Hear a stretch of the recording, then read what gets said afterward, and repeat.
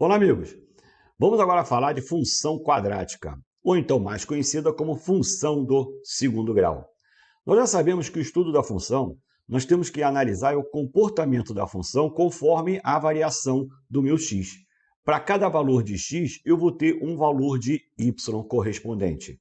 Na função do primeiro grau, o gráfico era uma reta, e o A ele determinava a inclinação dessa reta. Se o A fosse positivo, eu teria uma função crescente, a reta para cima. Se o A fosse nulo, eu teria uma função constante, a reta paralela ao eixo horizontal. Já se o A fosse negativo, eu teria uma função decrescente. O gráfico, que é a reta, seria inclinada para baixo. Já na função quadrática, na função do segundo grau, nós não vamos ter uma reta. O gráfico da função do segundo grau é a parábola. E o A ele não vai determinar a inclinação dessa minha parábola, pois a função, que o gráfico vai ser uma parábola, ela vai ser ao mesmo tempo crescente e decrescente.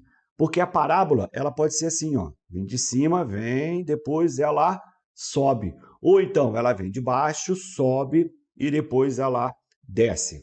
Então ela vai ser ao mesmo tempo crescente e decrescente. Logo o A, ele não vai determinar crescimento ou decrescimento da minha função. Ele vai determinar a concavidade. Cereja, o que é concavidade? Olha, se o gráfico tiver a concavidade para cima, se ela for assim, então eu vou ter o meu A positivo. Já se a concavidade for para baixo, se ela for desse jeito, então eu vou ter um A negativo. Beleza, gente? Vamos lá, vamos dar uma olhada então em função do segundo grau. Função quadrática. Função quadrática ou função do segundo grau é toda função de f, de r em r, cuja lei de formação é f de x igual a ax2 mais bx mais c, com a, b e c pertencentes ao real. E o a tem que ser o quê, galera? Diferente de zero.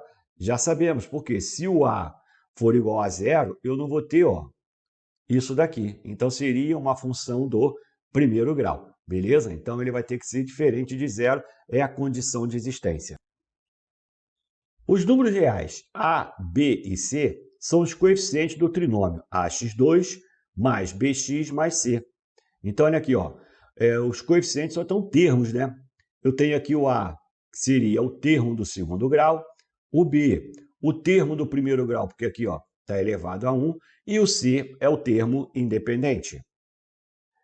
Observe que o coeficiente a tem de ser diferente de zero, já foi dito aqui, para garantir que a função ax2 mais bx mais c seja do segundo grau, senão vai ser do primeiro. O gráfico da função quadrática é uma parábola.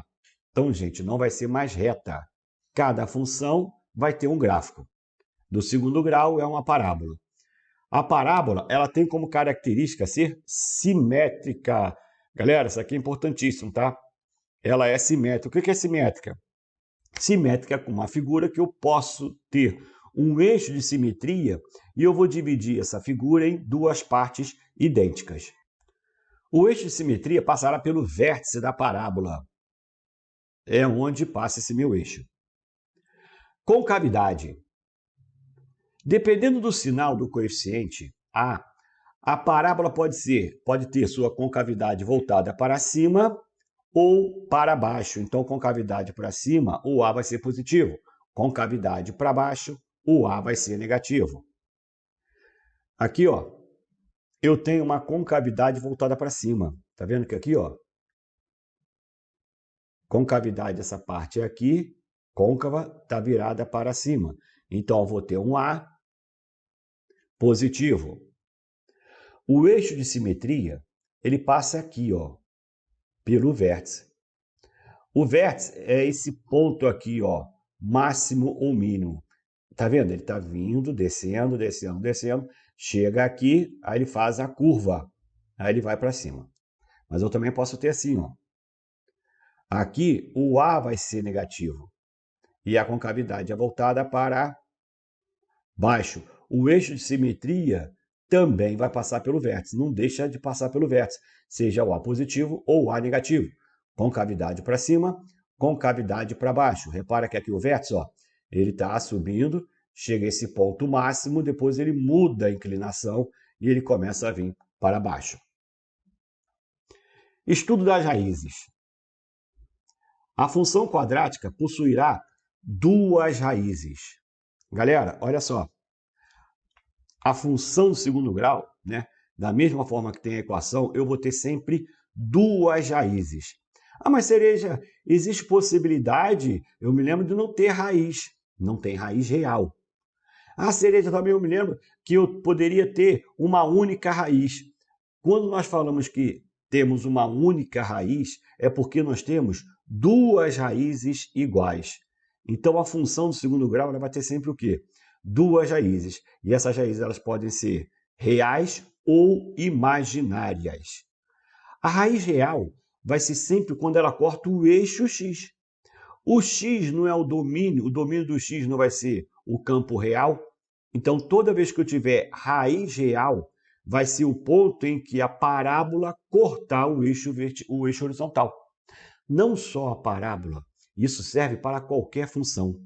Então, se eu tenho uma função do milésimo grau, do quinto grau, do segundo grau, quando o gráfico dessa minha função cortar o eixo das abscissas, cortar o eixo x, aquele ponto vai ser o zero da função.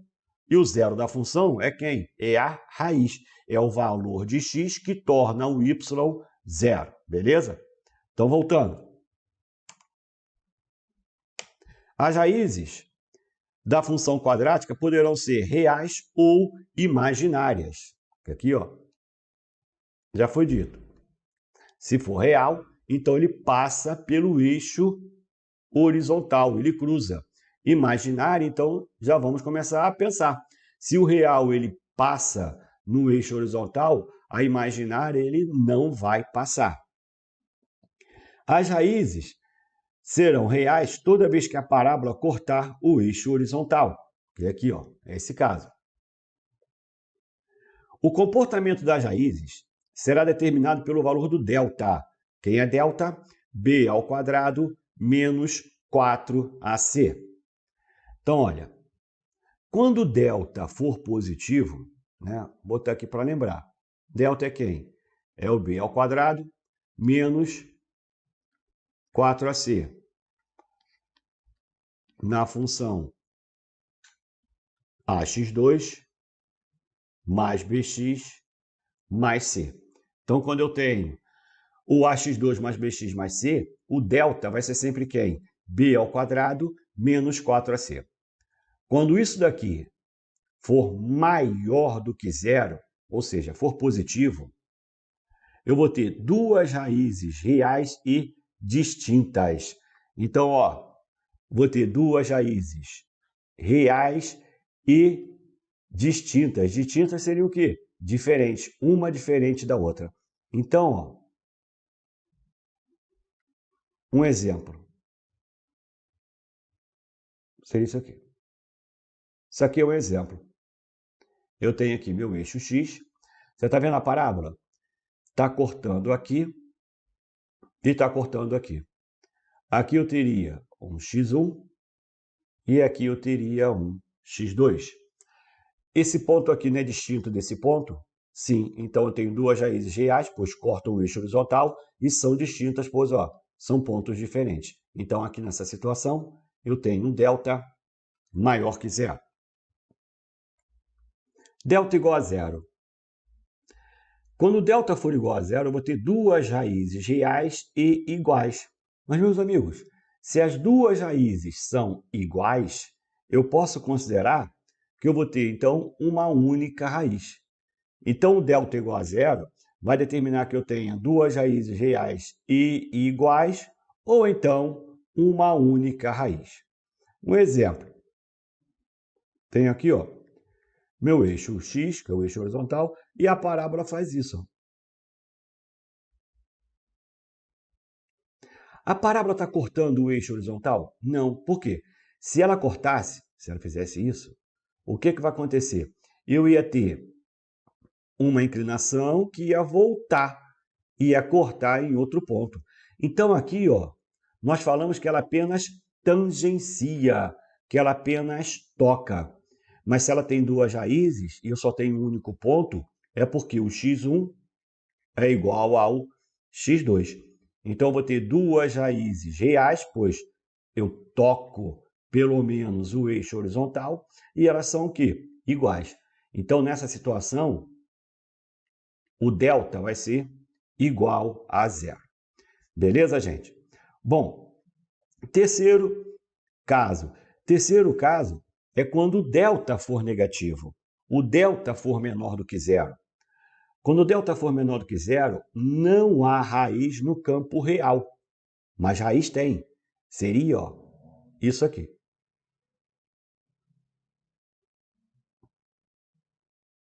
Nessa situação.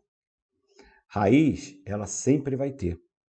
Mas olha só, ela toca o eixo horizontal? Não. Ela chega a cortar muito menos. Então, olha, a raiz ela não estará aqui no campo real. Ela estará no campo imaginário. Lembra? Vai ser daquele jeito, ó, que eu tenho, né? Um número complexo. Z igual a A mais BI. Onde isso aqui, ó, é igual a raiz de menos 1. Aí vai estar no campo imaginário, ela não vai cortar o eixo horizontal. Galera, olha só. Cereja, você falou aqui que eu tenho duas raízes reais. Aqui eu vou ter também duas raízes reais, mas elas são iguais, então como se eu tivesse uma real, né? Ou duas reais mais iguais. E aqui eu vou ter duas raízes imaginárias. Não haveria possibilidade de eu ter uma real e uma imaginária? Não. Isso daqui não. Olha, as raízes imaginárias, elas serão sempre que? Sempre em quantidade par. Vai ser sempre em quantidade par. Então, eu vou ter zero imaginária, ou então 2, ou então 4, ou então 6 e assim por diante. Nunca vou ter uma quantidade ímpar de raízes imaginárias. Por quê? Porque, olha, a raiz, no caso aqui do segundo grau, vou botar aqui, o x ele não vai ser menos b, mais ou menos raiz quadrada de delta sobre 2a. Ó, o b é real, o a é real. O que vai poder proporcionar um número imaginário? É o delta. Então, aqui o delta é que pode ser negativo. Aqui é que pode ser menos. Quando eu tenho mais ou menos, então eu vou ter sempre o quê? Duas raízes, uma positiva e outra negativa. Eu vou ter sempre o conjugado, um valor positivo e um valor negativo. Beleza? Então, não existe a possibilidade de eu ter uma quantidade ímpar de raízes imaginárias. Vou ter sempre uma quantidade par. Beleza? Continuando. Estudo das raízes. Eu tenho aqui, ó, essa situação onde eu tenho o A, voltando aqui, ó, o A positivo. Repara que eu estou cortando em dois pontos. Então, eu vou ter aqui, ó, o x1 e aqui o x2. Poxa, a concavidade está para cima. E se eu tenho duas raízes, é porque o meu delta é o quê? Maior do que zero. Galera, olha só uma coisa aqui, ó. Eu não tenho meu eixo de simetria passando aqui pelo vértice. Então, ó,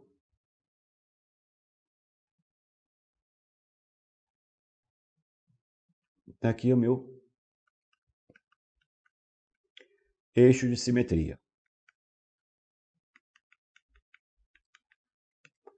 O que o eixo de simetria vai proporcionar? Duas figuras iguais. Então, se eu pegar essa perna de parábola aqui e rebater lá para o outro lado, ela vai cair aonde? Ela vai cair sobre essa outra perna. Então, ó, quando eu tenho uma simetria, é porque a distância entre um ponto até o eixo de simetria vai ser igual à distância do eixo de simetria até outro ponto. Então, ó, eu tenho esse ponto aqui. A distância desse ponto até o eixo de simetria, se eu chamar isso aqui de D, vai ser a mesma distância do eixo de simetria até esse ponto aqui. Também vai ser D. Mesma coisa se eu fizer isso aqui. Essa distância aqui vai ser essa mesma distância. Essa distância aqui vai ser essa mesma distância. Agora, se eu for descendo essa reta paralela até o eixo horizontal, até o eixo X, o que vai acontecer? Aqui não seria a distância de uma raiz até o eixo de simetria? Essa distância não seria a mesma distância do eixo de simetria até o outro ponto? Sim. Então, se ele falar que o vértice tem um valor de x, por exemplo, aqui, ó, 5. Esse ponto aqui onde passa o eixo de simetria, onde passa também o vértice, vai ser 5. Se uma raiz for 3, quanto que vale a outra raiz? De 3 para 5 eu tenho o quê? 2. De 5 para outra raiz eu também vou ter o quê? 2. Então, de 5 mais 2, isso aqui vai me dar o quê? 7. Então, eu ia ter as raízes valendo 3 e valendo 7. Beleza, gente? Bom, um outro exemplo. Aqui, ó, concavidade para cima. O A vai ser o quê? Maior do que zero. Ele não só tangencia, se ele só tangencia é porque, ó, o delta vai ser igual a zero. Então, aqui eu tenho duas raízes reais e distintas. Aqui eu vou ter duas raízes reais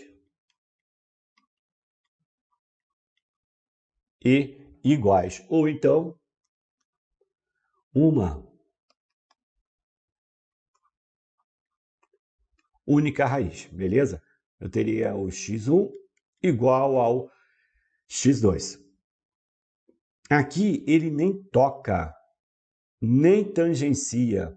Então, eu vou ter aqui, ó, duas raízes imaginárias. Se eu for trabalhar no campo real, eu posso falar que não há raiz real. Por quê? O A é maior do que zero e o delta agora é menor do que zero, é negativo.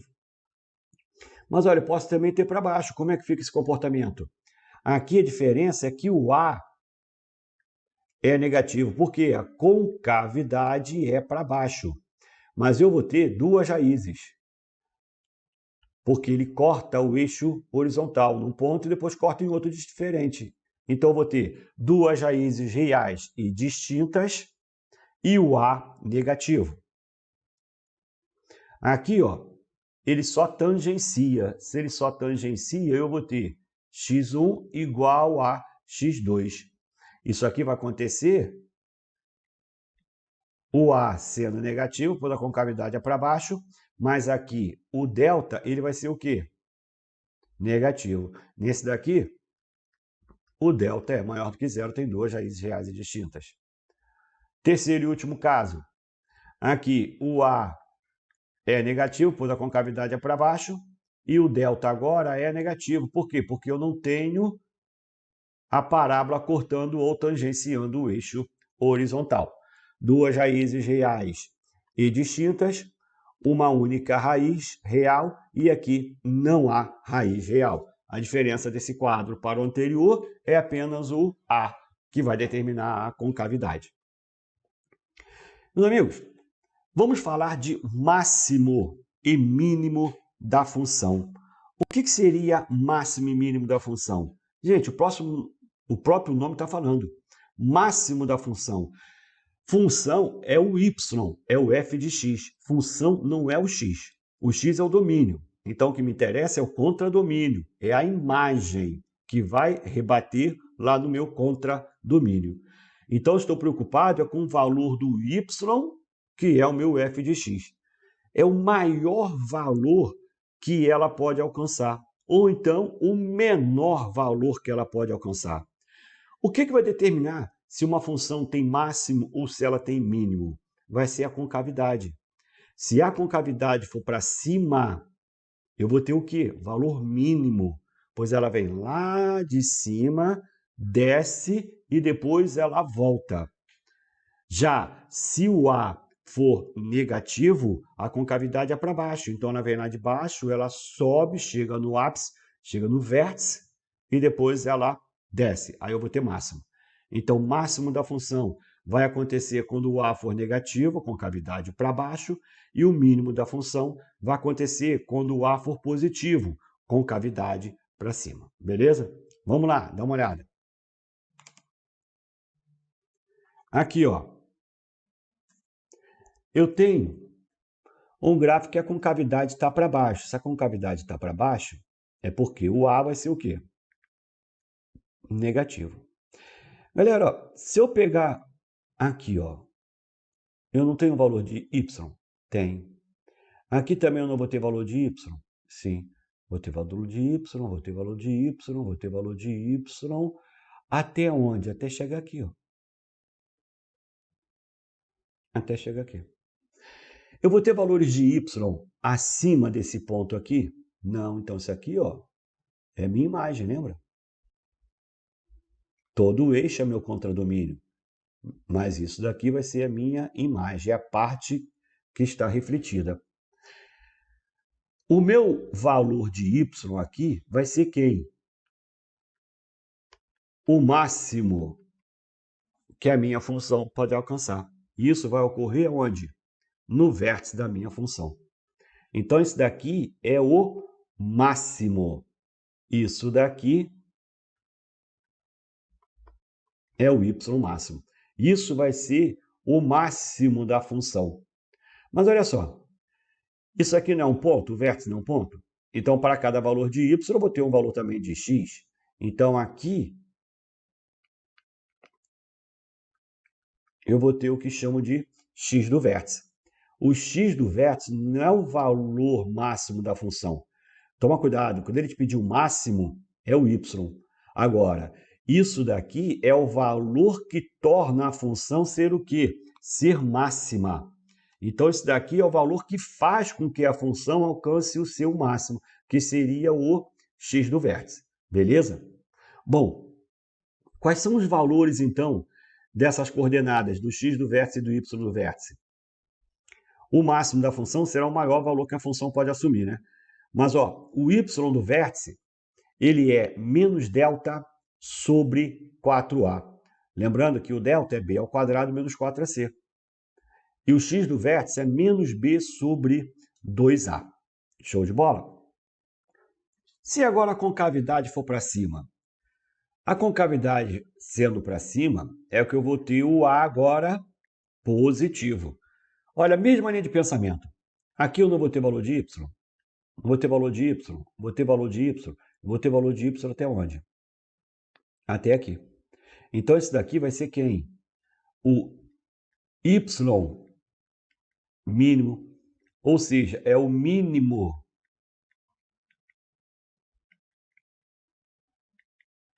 da função. Mas se eu tenho o mínimo da função, que é o y, eu vou ter o valor de x, que torna a minha função ser o quê? Ser mínima, que é o x do vértice. Então, ó, tenho aí o meu vértice, e eu tenho que o mínimo da função será o menor valor que a função pode assumir. Quais são os valores? Mesma coisa, o y do vértice é menos delta sobre 4a e o x do vértice menos b sobre 2a.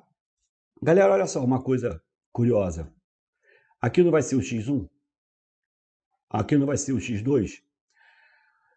Isso aqui não seria o eixo de simetria? Não passa por aqui? E ele não divide ao meio? Então, vocês concordam que o x do vértice ele é o ponto médio das duas raízes? Então, ó, o x do vértice é o ponto médio. Como é que eu calculo o ponto médio? Não é a soma dos dois? E divide por 2? Beleza. Mas quem é x1 mais x2? x1 mais x2 nem a soma? Então, não vai ser a soma das raízes sobre 2? Como é que eu calculo a soma das raízes? Menos b sobre a. Então, vai ficar menos b sobre a sobre 2. Logo, o x do vértice vai ser, mantenho o primeiro, multiplico pelo inverso do segundo, o x do vértice vai ser menos b sobre 2a. Bonito isso, né, gente? Olha lá, conseguimos chegar a esse resultado aí. Vamos lá, amigos, para um exemplo. Ó. Um comerciante percebeu que com o preço de uma mercadoria a R$ 9,00, conseguiria, em média, 300 compradores. Para cada redução de R$ 1 no valor da mercadoria, 100 novos compradores apareceriam. Qual deve ser o preço da mercadoria para que a receita do comerciante seja máxima? Meus amigos, receita. O que seria receita? Receita é o produto do valor unitário vezes a quantidade de produtos.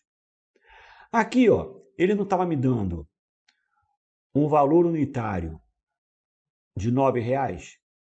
Quando o valor unitário fosse de R$ 9,00, a quantidade de produtos vendidos seria o quê? 300, não ia vender para 300 pessoas. Depois ele fala, para cada redução de R$ 1 no valor da mercadoria, 100 novos compradores apareceriam. Então, se eu diminuir aqui, R$ 1, eu vou ficar com 9 menos 1. O que vai acontecer? Eu vou passar a ter 300 mais 100. Se eu diminuir mais R$ 1, então eu vou passar a ser 9 menos 2. Aqui vai ficar o quê? 300 mais 200 e assim sucessivamente. Gente, eu vou generalizar, vou fazer isso aqui, 9 menos x. Quando eu diminuo 1, não aumenta 100? Para cada uma diminuição de real, não vai aumentar 100 em compradores? Então, se eu diminuir x, aqui vai passar a ser o quê? 300 mais 100x. A receita não é o produto do valor unitário vezes a quantidade? Então, eu tenho uma receita em função de x, que seria o quê? 9 menos x vezes 300 mais 100x. Olha, multiplico aqui, faço a distributiva, 300 vezes 9 vai me dar 3 vezes 9, 27, com mais 2 zeros, 2.700, mais 900x. Aqui eu vou ficar com menos 300x e aqui menos 100x2. Arrumando, eu fico com Rx igual a menos 100x2. 900 com menos 300 vai me dar 600. Mais 600x mais 2.700. Ele não está querendo saber o preço, né? Qual deve ser o preço da mercadoria? O preço da mercadoria é o quê? 9 menos x. Mas olha, eu estou querendo, então, o valor desse x. Para essa receita ser máxima, eu não quero a receita máxima, eu quero o valor de x. Então, o que eu tenho que encontrar? O valor do x do vértice. Como é que eu acho o x do vértice? Menos b sobre 2a. Logo, o x do vértice vai me dar menos 600 sobre 2 vezes o a, que é menos 100. Menos com menos dá mais, corto esses dois zeros com esses dois zeros, 6 divididos por 2, o x do vértice vai ser o quê? Vai ser 3. Então, para x igual a 3, a receita vai ser o quê? Máxima. Mas ele não quer o valor unitário, né? O preço. Então, o preço não é 9 menos x. Então, o valor unitário que vai tornar isso daqui máximo vai ser 9 menos 3. Logo, o valor unitário vai me dar R$6. Beleza, gente? Vamos para outra aqui, ó.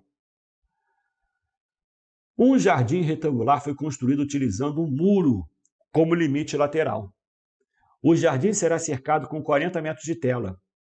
Calcule as medidas desse jardim para que ele tenha área máxima. Então, ó, aqui eu tenho um muro e eu vou colocar um jardim aqui. De forma aqui, ó, retangular. Meus amigos, ó, vou chamar isso daqui de A. Como é um retângulo, aqui também vai ser A. E eu vou chamar isso aqui de B. Ele não está cercando com 40 metros de tela? Se aqui é muro, eu não vou cercar. Então, 2A mais B, isso aqui vai me dar o quê? Vai me dar 4A não, vai me dar 40. Ele está querendo saber o valor dessas medidas para que a minha área seja o quê? Máxima. Galera, a área de um retângulo é o produto da base vezes a altura, então a área seria o quê? A vezes B. Mas aqui eu tenho duas incógnitas. Mas eu não tenho uma outra equação? Mas eu não poderia escrever, ó, o B em função de A? De que forma? Olha, o B ele pode ser escrito de 40, né, da forma 40 menos 2A. Aí o que eu faço? Posso escrever agora a área em função do lado A. A área seria o quê? O A que multiplica o B, mas quem é B? 40 menos 2A. Logo, a área em função do lado A seria 40A